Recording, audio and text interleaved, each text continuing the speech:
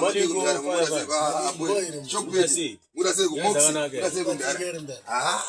Ndara marova mdara.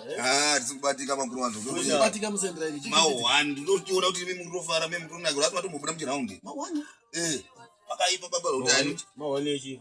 Muchiraundi baba ndada zvotombokuita baba. Unoona muna kana ndakakudza ndakabarere. Chamari ndaina ro padheni baba. Ndiswa padheni muna grey baba. Kumama kuti azvokutoba futi mdara. Ndakatongorona ndakalenga boss man ndakuranga ndakaita.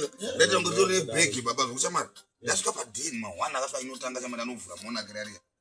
Baba ndiona munenge mwana kachituka kadikisha. Ndokamutsi gore kana 2 months.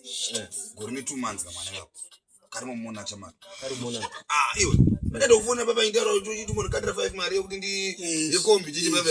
Ndatoda mari yekombi kutodzokera kunosiya muna grade kumbare. Yakuzosera kwa mangari baba. Kumbare kwandikaripo baba chamari gaya kuti ndasvika chamari. Ndini baba ipapo pa ndavhara muna grade ndado ndisimudze muna chamari ndidzokere naro. Kumbare. Chama chitunge chenga ichenge kutaura chamari kuti ina chati zvokunoiswa kumabhazi because ndakutya kubiwa.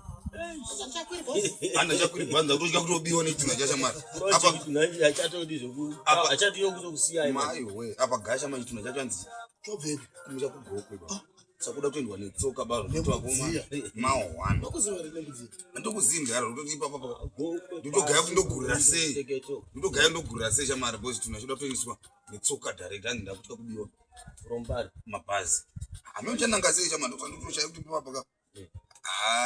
Upenyu hwamba usina kufinira bhuku. Achiro kuba. Aiwa.